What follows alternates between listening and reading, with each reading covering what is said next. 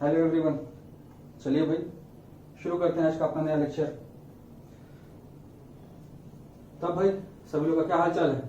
बढ़िया भाई। आप लोग के लिए थोड़ा सा एक नोटिस है जिसको आप लोग सुन लीजिए भाई।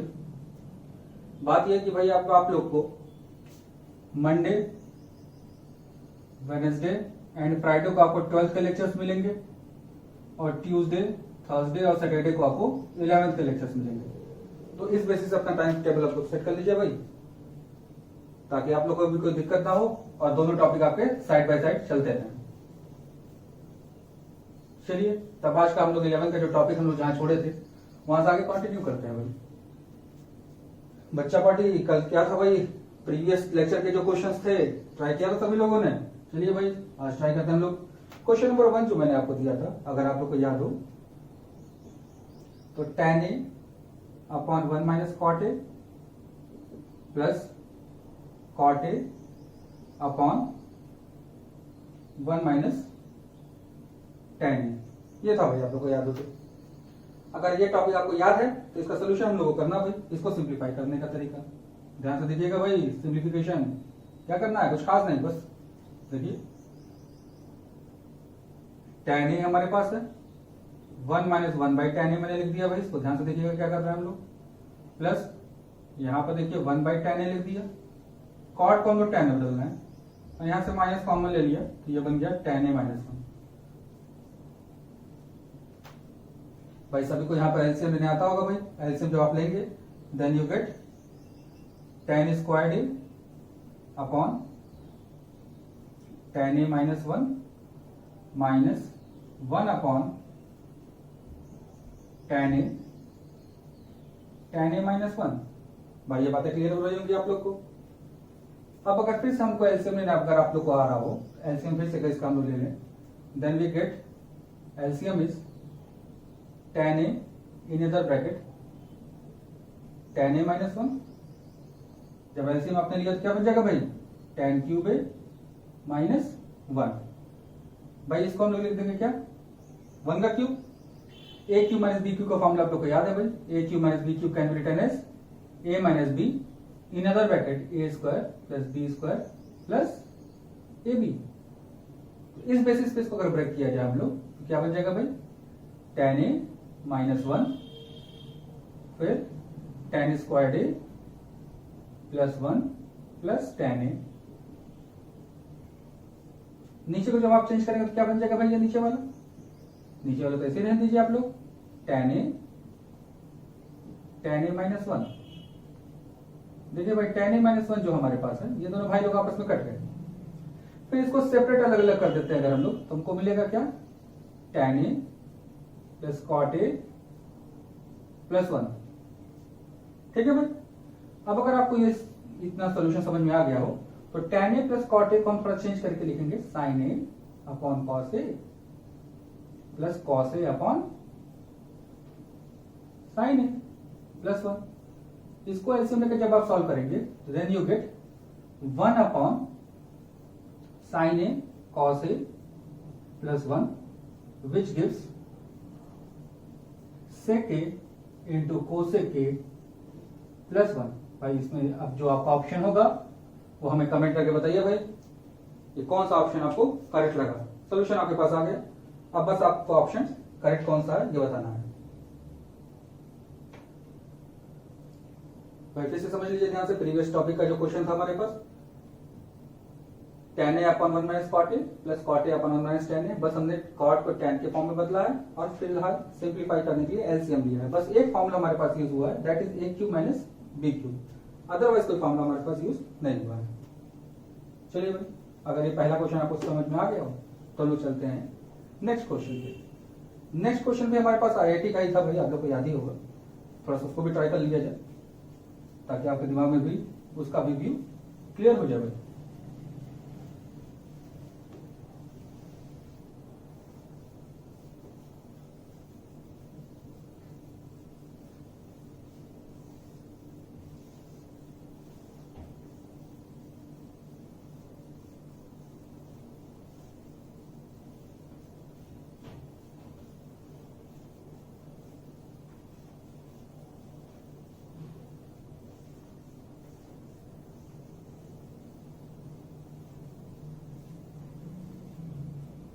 चलिए भाई, जो नेक्स्ट क्वेश्चन था हमारा वो थोड़ा सा ट्रिकी था, याद होगा आप लोग को।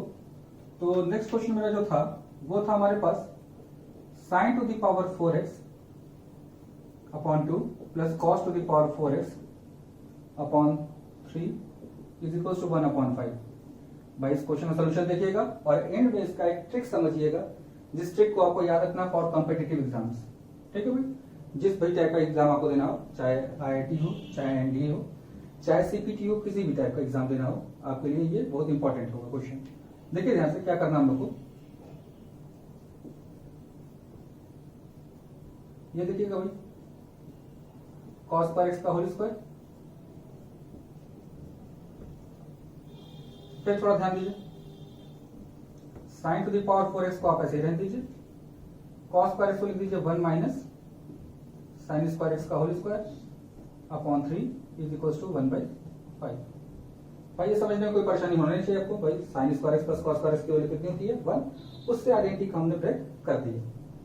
अब यहाँ पे हम लेट कर रहे हैं, let sin square x be t, तो हम लोग t इंसर्ट करेंगे तो देखिए भाई क्या बन जाएगा, t square by 2 plus 1 minus t का whole square upon 3 is equal to 5।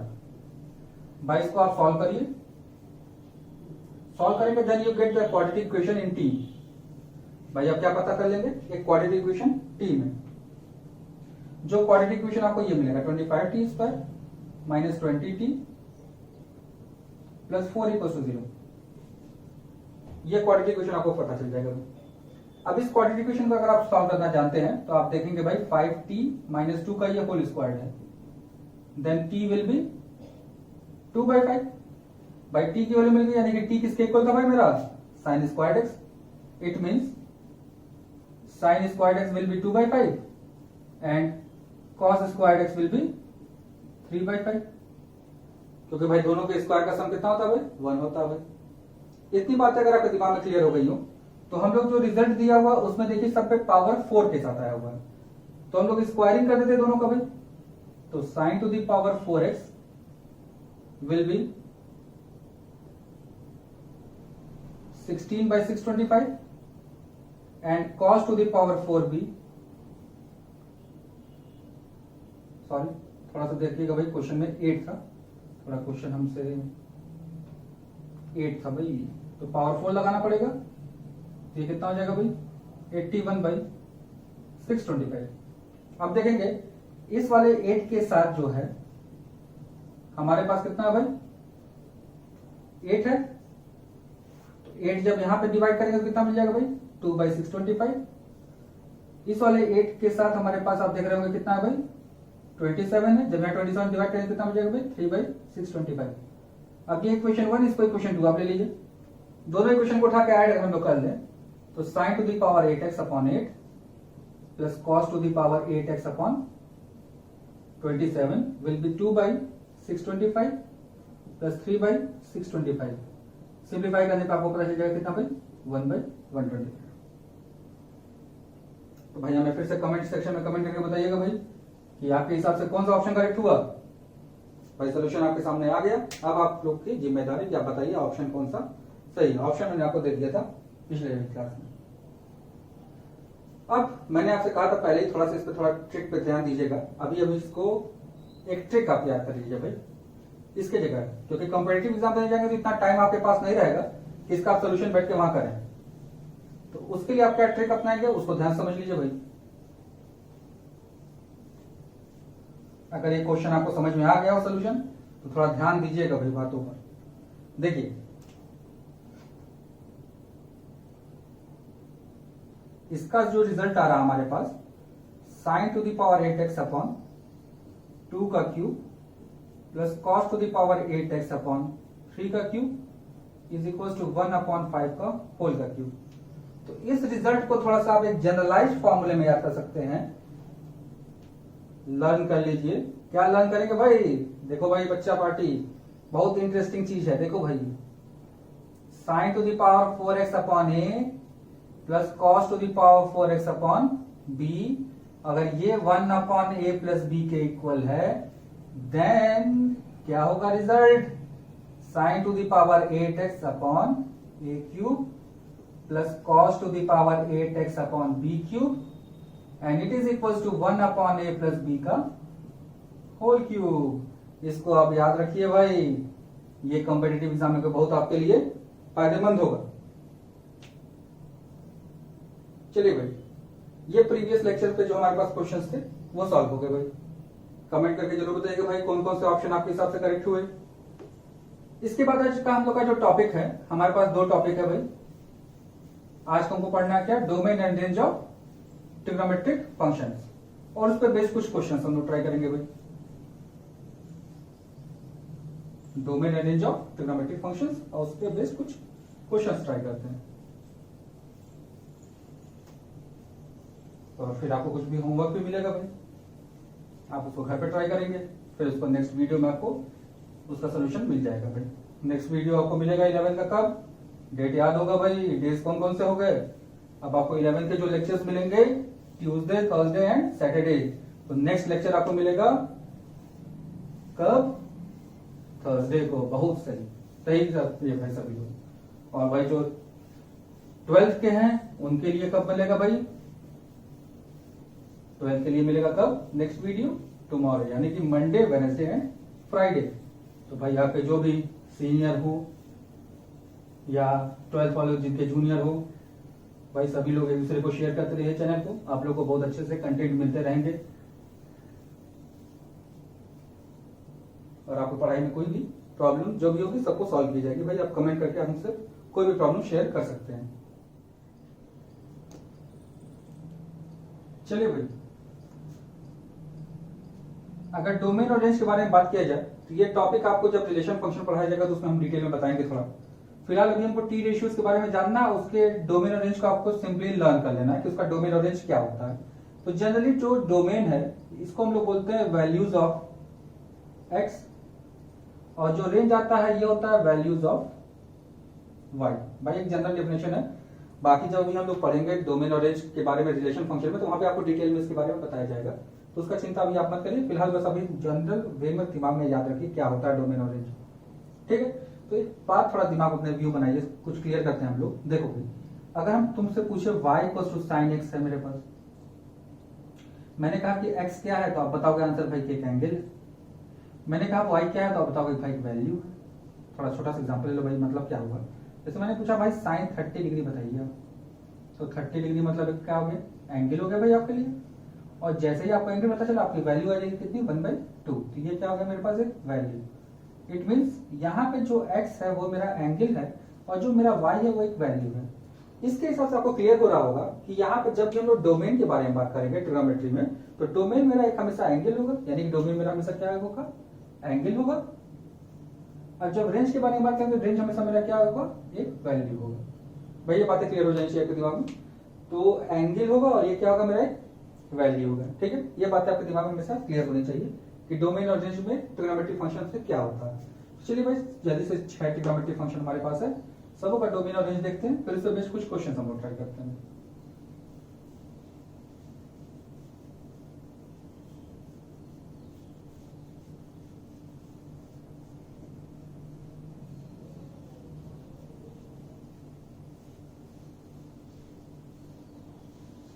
चलिए, अब अगर आपको पता चल गया कि डोमेन और रेंज का डेफिनेशन क्या है भाई, छोटा मोटा थोड़ा सा दिमाग में समझने के लिए, sine cos tan x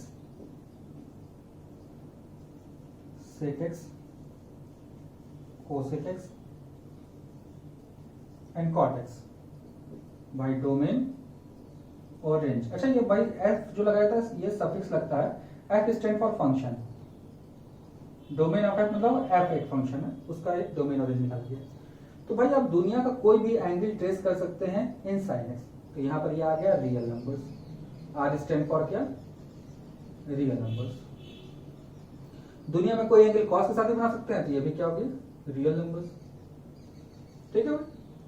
tan x के बारे में जब हम लोग बात करेंगे तो tan x पे भी दुनिया का कोई भी एंगल बना सकते हैं, लेकिन थोड़ा यहाँ छोटा सा चीज समझिए दिमाग में। tan x जो होता है भाई ये sin x by cos x होता है, ठीक है भाई। तो एक चीज याद रखिए, जब भी हम लोग डोमेन और रेंज पढ़ते हैं तो डोमेन और रेंज हमेशा जब भी पढ़ा जाता है तो हमेशा हम लोग रियल फंक्शन के लिए पढ़ते हैं। किसके लिए पढ़ते हैं भाई, रियल वैल्यूड फंक्शन के लिए। किसके लिए पढ़ते हैं भाई? Real valued function. और रियल वैल्यूड फंक्शन बोलता है कि माइनस इनफाइनाइट से प्लस इनफाइनाइट तक तो जाएगा, लेकिन माइनस इनफाइनाइट और प्लस इनफाइनाइट इंक्लूडेड नहीं रहेगा। क्या नहीं रहेगा भाई? इंक्लूडेड नहीं रहेगा। ये लास्ट ईयर आप लोग जो पढ़ कर आए होंगे, कौन सा चैप्टर था भाई?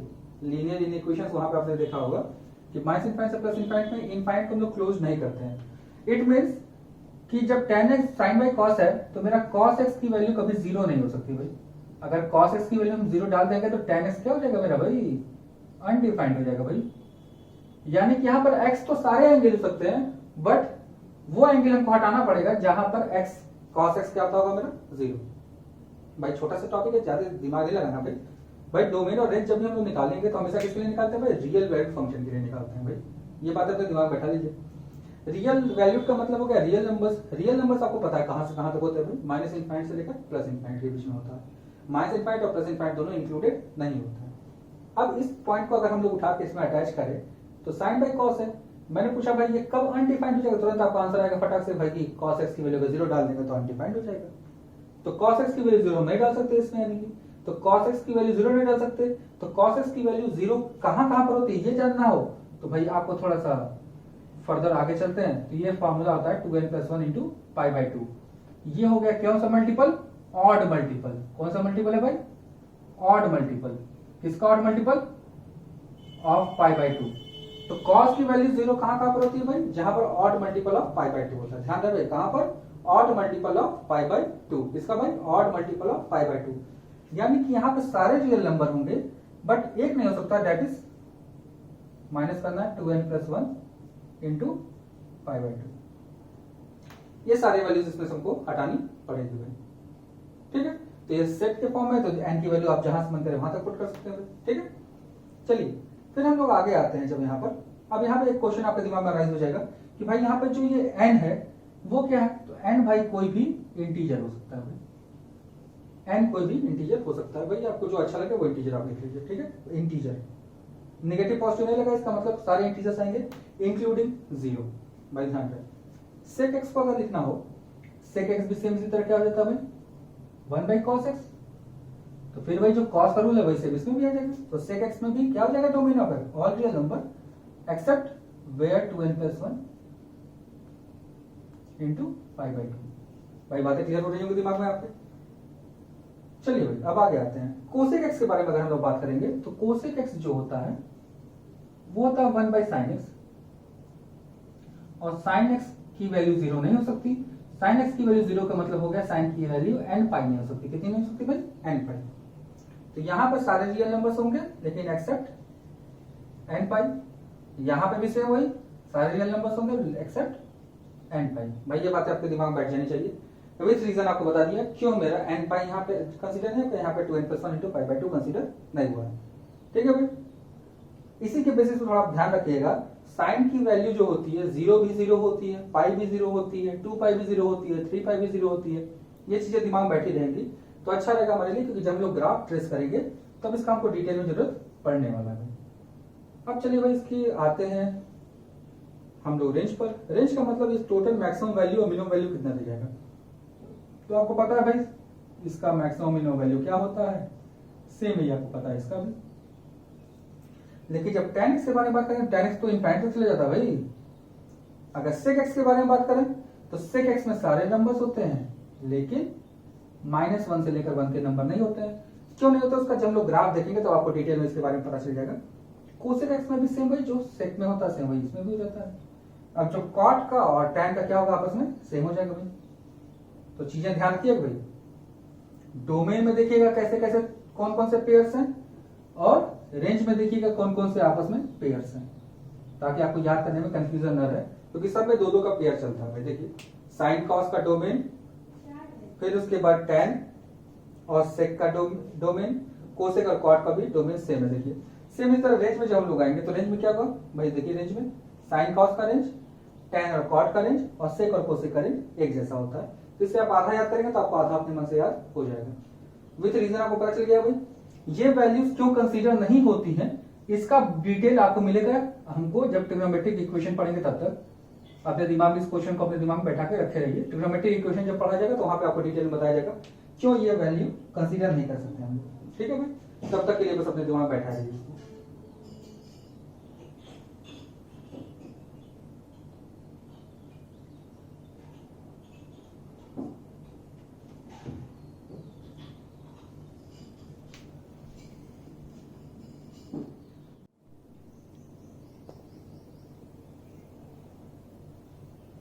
चलिए भाई, अगर आप लोग को डोमेन और रेंज क्लियर हो गया हो दिमाग में, तो उसके बाद हम लोग उस पे बेस्ड कुछ क्वेश्चंस ट्राई कर लेते हैं भाई, ये क्वेश्चंस कैसे कैसे आते हैं। पहला एक क्वेश्चन हम छोटा सा जनरल क्वेश्चन लेके चल रहे हैं कि भाई which of the 60 ratios are positive for the angle -10π/3।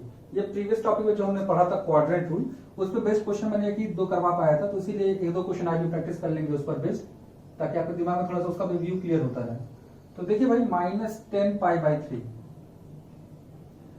अगर इसको आप लोग माइनस को थोड़ा कंसीडर नहीं करते, माइनस का मतलब हो गया भाई कैसे मेजरमेंट है, क्लॉकवाइज मेजरमेंट है। कैसे मेजरमेंट है भाई, क्लॉकवाइज है।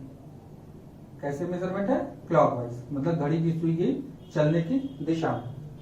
तो अगर क्लॉकवाइज मेजरमेंट है तो इसको थोड़ा सा अगर हम लोग डिग्री में बदलें, तो 10π/3 को अगर हम लोग डिग्री में बदलें तो इंटू कितना करना पड़ेगा भाई, 180/π। देखिए पाई से पाई कट गया भाई, 3 6 18, यानी कि 600 डिग्री आ गया भाई। 600 डिग्री जब मेरे पास आ चुका है, तो भाई इसका एंगल हम लोग बनाते हैं किस तरह से, क्लॉकवाइज मेजरमेंट से। देखिए भाई ध्यान दीजिएगा, ये बन गया मेरा -360 डिग्री। ठीक है, हर क्वाड्रेंट में आपको पता ही है भाई कितना बनता है, 90 डिग्री बनता है भाई। हर क्वाड्रेंट में कितना डिग्री बनता है, 90 डिग्री। लेकिन हम लोग क्लॉकवाइज करना है, इसलिए क्या बन गया मेरा, नेगेटिव में एंगल बन रहा है। देखिए भाई 360 में फिर से 90 ऐड किया, तो ये कितना डिग्री बन गया, माइनस कितना हो गया भाई, 90 ऐड करिए 450 डिग्री। फिर एक बार और 90 ऐड कर दीजिए भाई, फिर कितना बन जाएगा, -540 डिग्री। फिर कितना चाहिए हमको, 600, यानी कि इसमें से 60 और ऐड करना पड़ेगा। तो ये जो एंगल बनकर आया, ये बनकर आया मेरा -600 डिग्री। माइनस क्यों लगा, क्योंकि भाई माइनस बाहर था और एंगल मेजरमेंट क्लॉकवाइज है।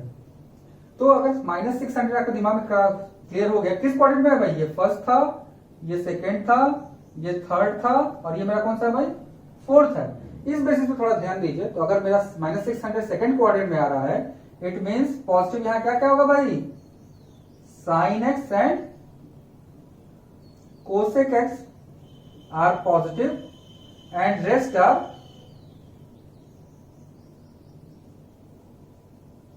नेगेटिव। रेस्ट क्या होंगे मेरे, नेगेटिव। रेस्ट मतलब बाकी जो 4 बचे हैं मेरे पास। तो भाई ये क्वेश्चन का आंसर हो गया आपके लिए, बहुत इजी था, कुछ करना नहीं था भाई। हम लोग से -10π/3 दिया था भाई, पूछा था कि भाई -10π/3 जो एंगल है, इस एंगल के लिए बताइए कौन कौन से टी रेशियो पॉजिटिव होंगे, कौन कौन से टी रेशियो नेगेटिव होंगे। तो पॉजिटिव पूछा था भाई, तो पॉजिटिव के साथ साथ नेगेटिव भी हम लोग जान जाते हैं। तो माइनस तो कंसीडर हम लोगों ने किया, कोई रीजन आपको बता दिया। माइनस का मतलब बस एंगल मेजरमेंट आप कैसे करेंगे, क्लॉकवाइज करेंगे। तो इसका मैंने क्या बना दिया, एंगल को डिग्री में बदल दिया भाई। डिग्री में बदल के जैसे ही उसका मेजरमेंट मैंने किया, तो मैंने देखा -600 जो आ रहा है किसमें आ रहा है भाई, सेकंड क्वाड्रेंट में आ रहा है बनकर। आपको रीजन के साथ बता दिया भाई। तो जब -600 सेकंड क्वाड्रेंट में आए, तो सेकंड क्वाड्रेंट में क्या क्या पॉजिटिव होता है, साइन एंड कोसेक। रेस्ट क्या होते हैं, नेगेटिव। याद हो तो, अगर ना याद हो तो प्रीवियस लेक्चर मैंने जरूर देखिए भाई, याद होगा उसमें मैंने बताया था ASTC। प्रीवियस लेक्चर आप देख लेंगे भाई, जो लोग आज नए होंगे उसमें। चलिए भाई, अगर ये क्वेश्चन आपको समझ में आ गया तो नेक्स्ट क्वेश्चन उठाते हैं भाई, छोटा सा क्वेश्चन एक और।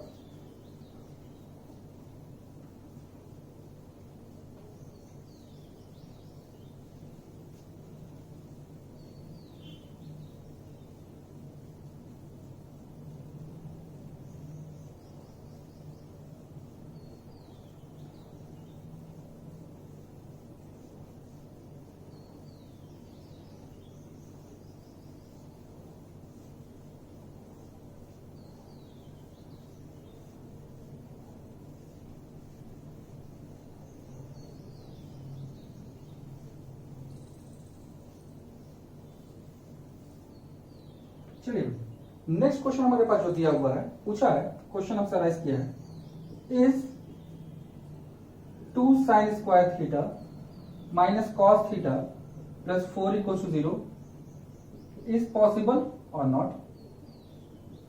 भाई ये क्वेश्चन पूछ रहा है भाई, बताइए पॉसिबल है कि नहीं है। तो चलिए भाई सोल्यूशन देखते हैं कैसे करता है हम लोग को, ध्यान से समझिएगा भाई। 2 with in bracket 1 - cos square theta, अब सबसे पहला क्वेश्चन दिमाग में आपके उठेगा, कैसे आपको पता चला भाई कि cos स्क्वायर थीटा को बदलना है? रीजन ये कि भाई यहाँ पे cos है, तो इसको cos में बदलेंगे तो क्वाड्रेटिक इक्वेशन फॉर्म हो जाएगा इन cos थीटा। ठीक है भाई, 2 minus 2 cos square theta minus cos theta plus 4 equals to 0। भाई सबको साइड ट्रांसफर कर लेते हैं हम लोग, क्या बन जाएगा मेरे पास quadratic equation 2 cos square theta minus cos theta plus 6 equals to 0। भाई ये समझ में आ रहा होगा अभी सभी लोग को? भाई देखिए भाई थोड़ा सा गलतियां हो गई हैं, ध्यान दीजिएगा भाई। चलिए अब अगर ये सोल्यूशन आपको समझ में आ गया तो 6 टू 12 होता है भाई, 12 से हमको चाहिए कितना 1, तो 12 से 1 चाहिए, तो भाई देखिए क्या हो जाएगा 2 cos theta plus 4 cos theta minus 3 cos theta minus 6 equals to 0। देखिए भाई आ गया हमारे पास 2 cos थीटा, अगर आपने कॉमन ले लिया क्या बन जाएगा cos theta plus 2 minus 3 common ले लिया तो क्या बन जाएगा भाई cos theta plus 2 equals to 0। इसको जब सिंप्लीफाई करेंगे आप तो आपको मिलेगा cos theta plus 2 in bracket, in other bracket मिलेगा 2 cos theta minus 3 equals to 0। इस बेसिस पर अगर थोड़ा ध्यान दीजिए तो cos थीटा के दो वैल्यू निकल कर आ रही है, एक cos थीटा की वैल्यू निकल कर आ रही है -2 और एक cos थीटा की वैल्यू निकल कर आ रही है मेरे पास 3/2। हमको पता है भाई cos थीटा की वैल्यू हमेशा कहां से कहां लाई करती है, -1 से लेकर +1 तक। सभी लोग भाई जो अभी पिछले मैंने क्या बताया, इसका रेंज देख लीजिए, रेंज में रेंज इसका मैक्सिमम वैल्यू 1, मिनिमम वैल्यू -1 हो सकता है। दोनों की दोनों वैल्यू देखिए इसके रेंज के बाहर चली गई। cos theta can not be -2 and cos theta can not be 1.5, therefore there is no theta for the solution। तो सॉल्यूशन के लिए थीटा नहीं है, therefore it is impossible।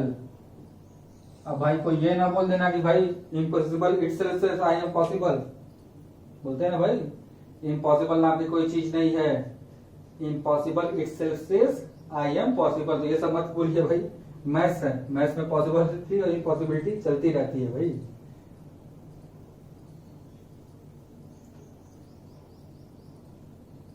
चलिए भाई अगर ये क्वेश्चन समझ में आ गया हो नेक्स्ट क्वेश्चन पर आते हैं भाई। अच्छा, रीजन आप लोग को पता चल गया होगा कि -2 और -3/2 क्यों नहीं कंसीडर करना है, क्योंकि cos थीटा के रेंज में दोनों वैल्यूज नहीं आती हैं। अगर आती तो हम इसको कंसीडर कर लें। चलिए भाई एक और क्वेश्चन ट्राई करते हैं हम लोग इस पर based.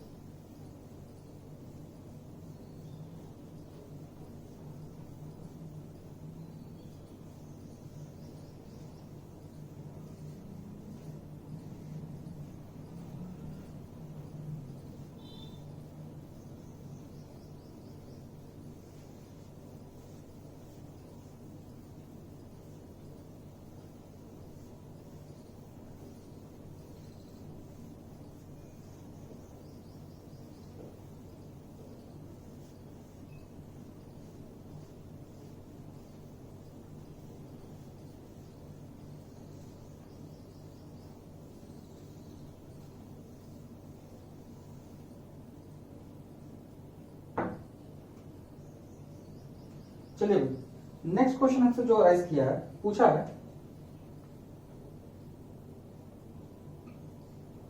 For what value of x, for what value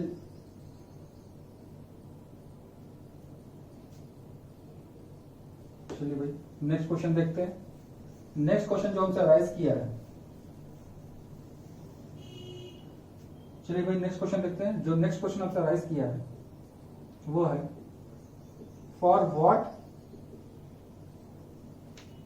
real value of x, for what real value of x the equation cos x equals to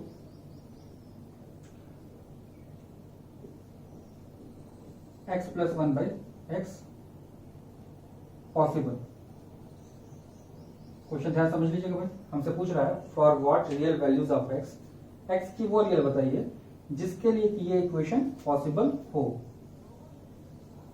ठीक है भाई, चलिए भाई सोल्यूशन देखते हैं ध्यान से, कुछ करना नहीं खास, बहुत आसानी से करते चलते हैं भाई। एलसीएम लेने सभी लोग को आता है, एलसीएम लेकर क्या मिल जाएगा आपको 2 cos theta equals to x² plus 1/x, x² plus 1 equals to 2x cos theta. भाई अगर आप थोड़ा सा इधर उधर ट्रांसफर करने आता है तो भाई एक क्वाड्रेटिक इक्वेशन आपको मिल गया। ये इक्वेशन क्या हो गया भाई, quadratic in x. Quadratic equation in x मिला आपको। इस बेसिस पर थोड़ा ध्यान दीजिए, तो हम लोग को बोला कि रियल वैल्यूज ऑफ एक्स होनी चाहिए। तो लास्ट ईयर आप किसमें पढ़कर आए हैं, क्वाड्रेटिक इक्वेशन पढ़कर आए हैं। If x is real then d should be greater than equal to 0। d मतलब क्या हो गया भाई, discriminant. It means b square minus 4ac क्या होना चाहिए मेरा, ग्रेटर देन इक्वल टू 0। तो भाई a b c यहां से एक्सट्रैक्ट कर लेते हैं। a की वैल्यू 1 है, b की वैल्यू कितनी है भाई, -2 cos थीटा है, और c की वैल्यू कितनी है भाई मेरे पास 1। भाई वैल्यू रखने में आपको कोई दिक्कत होनी नहीं चाहिए। तो -2 cos थीटा का whole square -4 into 1 into 1 greater than equal to 0। ठीक है भाई, तो क्या आ जाएगा 4 cos square theta -4 greater than equal to 0, cos square theta -1 greater than equal to 0। देखिए भाई cos थीटा -1 और दूसरे ब्रैकेट में क्या हो जाएगा cos theta plus 1 greater than equal to 0। ठीक है भाई, ध्यान दीजिएगा। चलिए भाई, अगर आपको यहां तक सोल्यूशन समझ में आ गई हो तो आप ध्यान से देखिए। अब आपका दिमाग में क्वेश्चन यहाँ पे ये उठेगा कि cos की वैल्यू मैंने -1 और +1 ही क्यों कंसीडर किया। यहाँ से एक चीज और तो आ रहा था भाई हमारे पास कि cos स्क्वायर थीटा क्या होना चाहिए मेरा, ग्रेटर देन इक्वल टू 1। इसका मतलब दो ऑप्शन था मेरे पास, या तो cos स्क्वायर थीटा मेरा क्या होगा ग्रेटर देन 1, या तो cos स्क्वायर थीटा मेरा क्या होगा इक्वल टू 1। तो आपको पता भाई cos स्क्वायर थीटा की वैल्यू ग्रेटर देन 1 पॉसिबल नहीं है, इसलिए इसको कंसीडर नहीं किया गया है। अब इस क्वेश्चन का आंसर आपके दिमाग में बैठ गया होगा क्यों मैंने cos थीटा की वैल्यू 1 और -1 कंसीडर किए। अगर cos थीटा की वैल्यू 1 हम लोग इस इक्वेशन में यूज कर लें, देखिए भाई व्हेन cos थीटा की वैल्यू कितनी हो जाए 1, तो भाई cos थीटा की वैल्यू यहां एक्सटेंड कर दीजिए। तो x square minus 2x plus 1 equal to 0। तो ये बन गया भाई x माइनस 1 का whole square equal to 0। This gives x equal to 1। फिर भाई व्हेन cos थीटा की वैल्यू हम लोग कितनी कंसीडर कर रहे हैं -1, तो x square plus 2x plus 1 equal to 0 बनेगा। दिस गिव्स x की वैल्यू -1, यानी कि x की वैल्यू 1 और -1 के लिए ये इक्वेशन पॉसिबल है।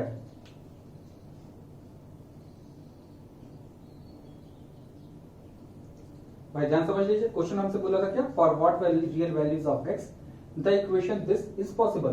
तो भाई हमने सिंपली एक क्वाड्रेटिक इक्वेशन फॉर्म किया x में, और हमको पता भाई x में क्वाड्रेटिक इक्वेशन जब फॉर्म होगा तो क्वाड्रेटिक इक्वेशन के रियल रूट्स कब होते हैं, जब डिस्क्रिमिनेंट मेरा क्या होता है ग्रेटर देन इक्वल टू 0।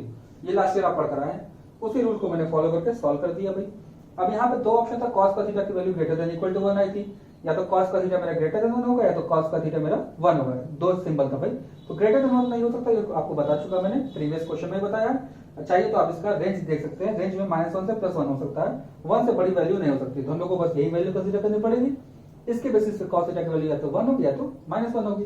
अब ये cos थीटा की वैल्यू मैंने इस इक्वेशन में यूज कर लिया, तो हमको x की डिजायर्ड वैल्यू मिल गई, जिसके लिए इक्वेशन पॉसिबल है।